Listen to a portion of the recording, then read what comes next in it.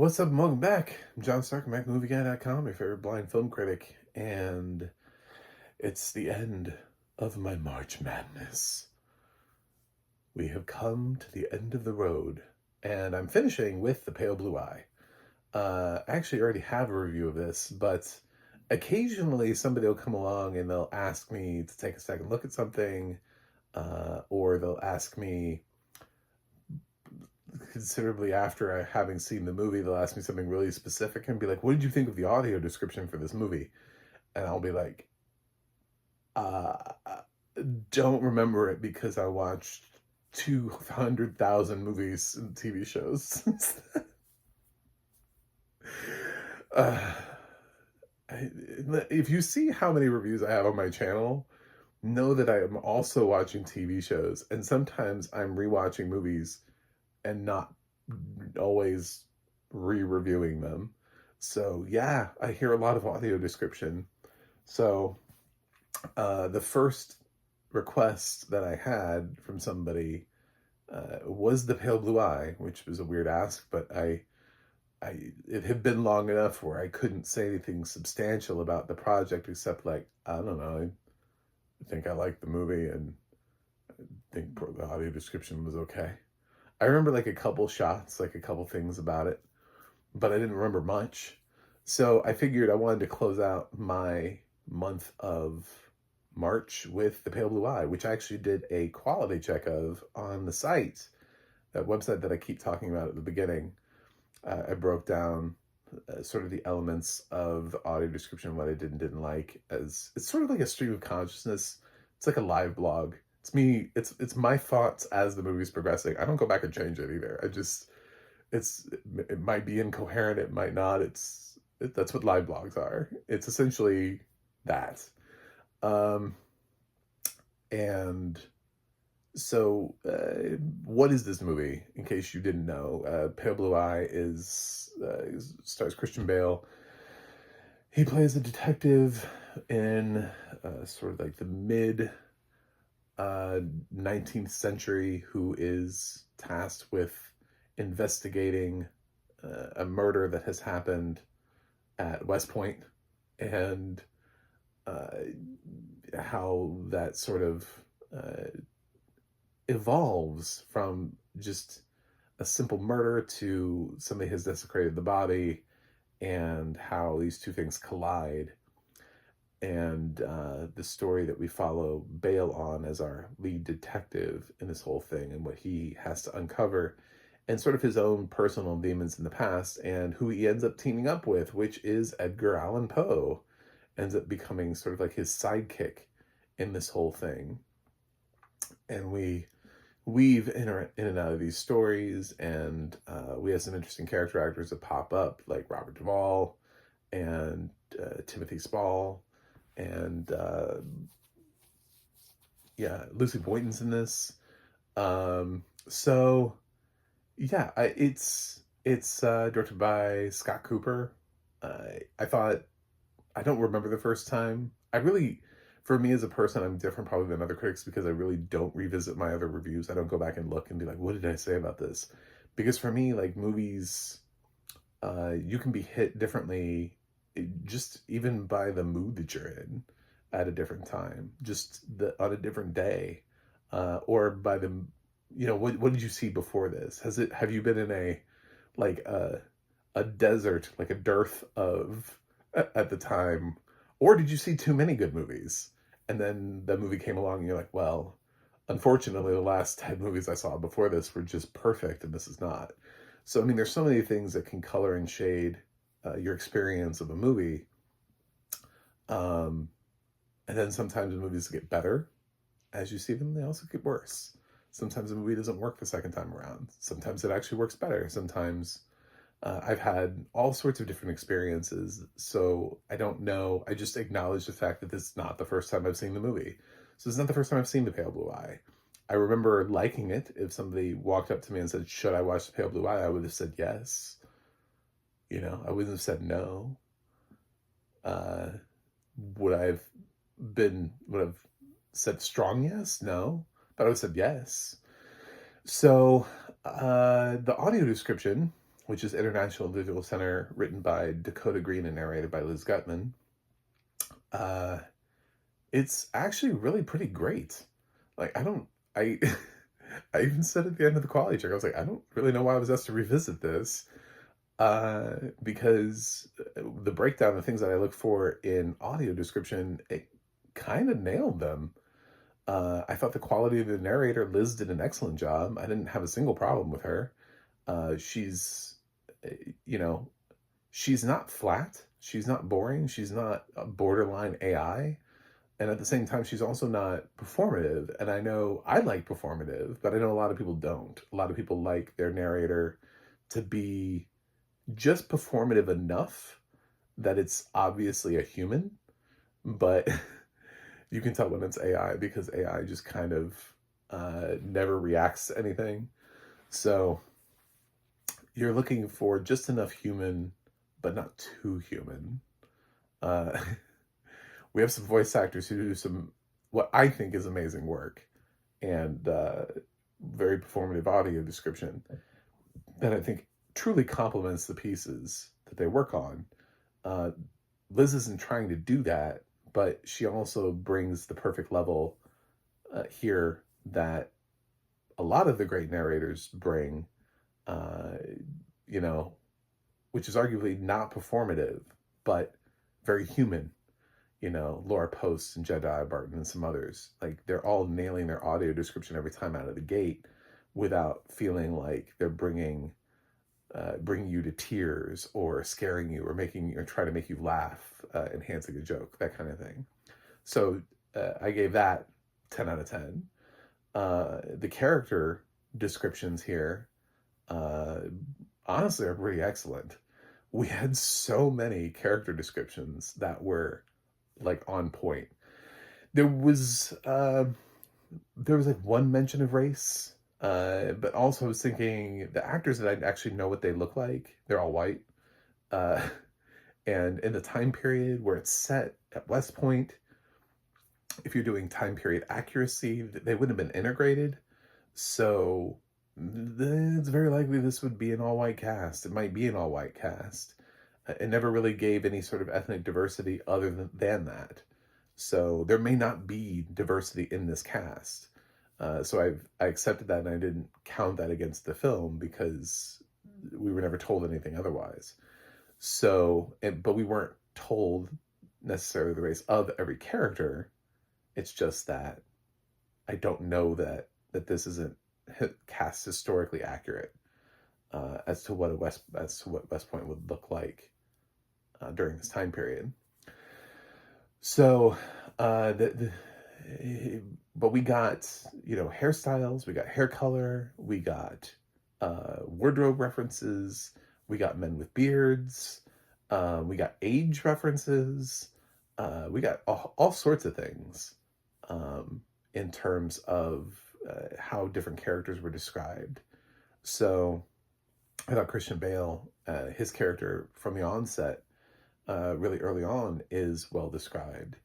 And since he's on screen the most, I thought it made sense to describe him the most. So I thought that was, the only little knock that I had against character description was the fact that West Point seemed to have a lot of dark-haired young cadets. They used that a couple times. I would have maybe found a different way to describe the cadet. I would have looked at the cadets that I was about to describe all as dark-haired, and is there another way that I could describe them? Is one of them, more muscular than another, or is one of them wearing glasses? Is one of them, you know what I'm saying? Like, find a different way to describe them as they're coming in, because hair color is not necessarily always, and dark-haired also is ambiguous in terms of ethnicity. Like, if we were in a cast that was ethnically diverse, dark-haired does not really help anything. If it's the only defining tool that you have for somebody, it really says nothing. So I would have, yeah, that's the only thing I would have changed up, is I would have used that about one time and then never use it again. I would try to change up and found a different way of, or at least added like dark short hair, dark long hair, something. Vary it. Don't use the same descriptor for every single cadet that comes in just because they all happen to have dark hair. Which is kind of hilarious that West Point is just full of a whole bunch of dark-haired young men. But anyway, it was mixed really well. I mean, this is a perfect mix. The mixing and engineering that went into this is beautiful. There's absolutely no ducking here at all. Recently, I rewatched Wicked because it hit Peacock, and because they insist upon, now people like this and they're like, oh well, we have to have our description during the songs. Yeah, the problem with that is it causes audio ducking because they can't really, during the big parts of the songs when the music is swelling, it's really hard for you to just slap audio description in there and then have it at the same level. So yeah, it ends up creating that for something that's as big as Wicked. They can't quite land that.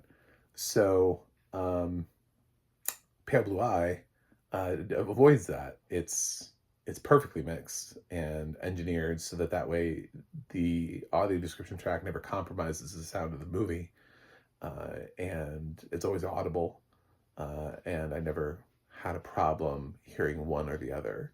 It's also really a compliment to the use of audio description and where it is, because it means the audio description is never trampling anything, it's never on top of anything important. Nobody's talking on top of somebody else. So all of that worked really well. Then we get into like location, and I like to grade, like location and just like scenery, like that kind of thing. That's where it gets a little bit nebulous, because we were given locations and we were given some pretty decent vibes of, especially like when they're walking through dark forests, we got things like fog that were given to us, and it felt at times that you could feel the trepidation of the situation, the danger that could lurk around any corner. But a lot of the interiors were not really well described, but there were a lot of props that were. The thing is that it's the other category. I do 5 categories. The other one is genre specific, what I call, because I think every film is different based on genre. Like, what is this film's primary goal? What is it trying to achieve? And this film is a mystery. First and foremost, it's we have a detective who's trying to solve a crime. It's a mystery. That is the primary genre for this movie. It also happens to be like a dark sort of gothic mystery. It has tinges of horror to it, but it would not be described primarily as horror. It just has a couple of gory images, and it's also a period piece because it's set in a specific time period. So I mean, those are like subgenres of it, and it nails the mystery stuff really well, because all of the little clues along the way, books that you would find, description of the fact that like a book has an animal hide on it, certain text, little slips of paper that they're found, um, uh, objects. There's this whole thing about like candle wax. Bale goes into this one house, and like it talks about the animal carcasses hanging, and there's this like black substance that's on the windows that's like darkening the windows. There's this used candle where the wax is dripped, and then he uncovers the spot on the floor, but it's very dusty and dirty in there, and he's wiping the grime away. I mean, there's so many times where in terms of elements of the mystery where he's investigating and finding clues, that we're picking up those clues all along the way as much as possible. But uh, would you have any idea what time period this was? Aside from a couple of things that they say out loud, no. I mean, if it wasn't Edgar Allan Poe and you didn't know when he existed, you wouldn't know the time period. I argue that that doesn't ever come up. There's nothing really here that's definitive as to, uh, you know, any type of reference to the architecture, to the furniture, or anything that suggests, most of the time they sit in chairs, they play a piano. Like, it's just everything is just described as the object is. Nothing is described with any sort of historical lean to it at all to suggest that we are in a period, or any, we go to a stone house or a, you know, just they just kind of describe buildings as just buildings. There's nothing here to really lean into.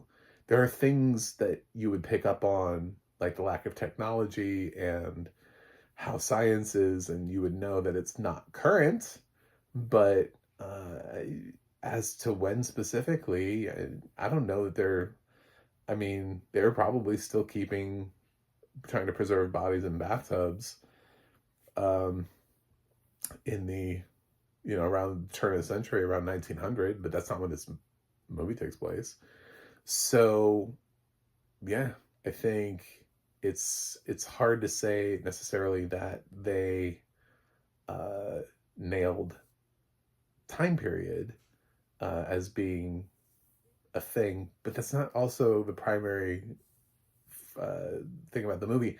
And the other thing is that the film is so dialogue driven that it's really hard to say that there was any room for extra audio description. So it's really nitpicky, but all I'm talking about is just switching like an adjective here or there and just changing one word, or one or two words in certain places to suggest an additional aspect, if that's even possible. Like, that's it. Uh, because they used all the available time. I didn't catch like a long scene where I was like, well, that was time we could have spent doing narration. No, there wasn't that. And I mean, these guys like to sit around and talk for long periods of time and have these long conversations where they're just talking about their life or the mystery or the clues, or they're investigating, and it's very dialogue heavy. And those kind of conversation driven scripts are really hard to have a lot of extra audio description in it. It's kind of amazing we got the audio description we did. So um I'm not that mad at it. I mean, it's not entirely the audio description track's fault for the lacking of certain things. It's just the way that the film itself is structured. It just doesn't allow itself with that many breaks, uh, to have that much audio description. Sometimes when you're grading audio description, you can't grade a project uh, negatively if you can't find places to add the audio description to it. It becomes like, look, where would you put it? And I've definitely encountered, definitely with sitcoms too, like half-hour sitcoms on television. They're kind of like the worst, and talking head documentaries, because you move so quickly through people that you're like, where would you even put the audio description? More than just being able to say a name, like as you're transitioning from one person to the other, to where you're like, James, Lisa, Kyle, Dave, you just trying to tell us who's talking. That's sometimes it's all you get. So I think we got pretty much maxed out, like the most possible audio description we could get for this movie. I don't know why. I don't know why somebody asked me why I should revisit it. Maybe I didn't like the audio description as much the first time, but when I was focusing just on the audio description track, yeah, there were things I wanted more of, but also at the same time, I was listening for, was there anything that was wrong that I would have taken out that I just didn't like? No, there wasn't. There wasn't anything where I was like, well, that doesn't work. Well, that was, you know, the biggest gripe that I have is that Dakota used dark haired too many times to describe too many cadets. And I would have found a different way of describing the cadets so that they didn't seem like that they were all clones coming off of some weird dark haired cadet line. That's my biggest gripe. And it's so small. Because the period stuff, they just really don't have the time to kind of embrace it and to get you into the time period. So it's really hard to hold that against the film. I mean, it's like I'm holding it against the film as much as I am the audio description at that point, because it's the way that the film is structured. It just doesn't allow for a lot of extra audio description, and you have to get through who's in the room, what are the main points before you start getting into other things about what does the room look like that they're in. I mean, those things come into play when we have more time to have that level of audio description. We don't always have that level of audio description. We don't always have that time. We don't have these long meditative sequences.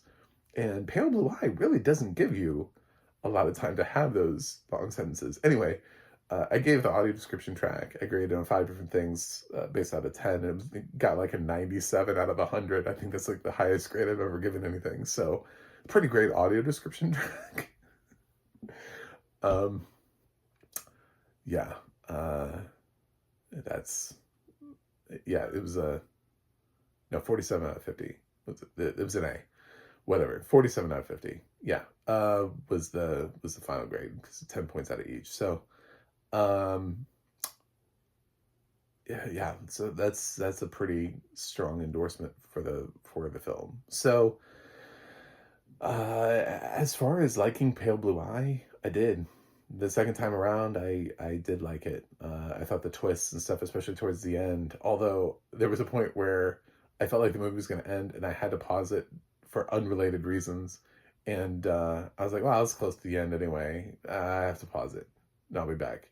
Because when I'm going through the narration, I can't just go to the bathroom and come back. I have to actually pay attention to what's being said, so I can't just let it play.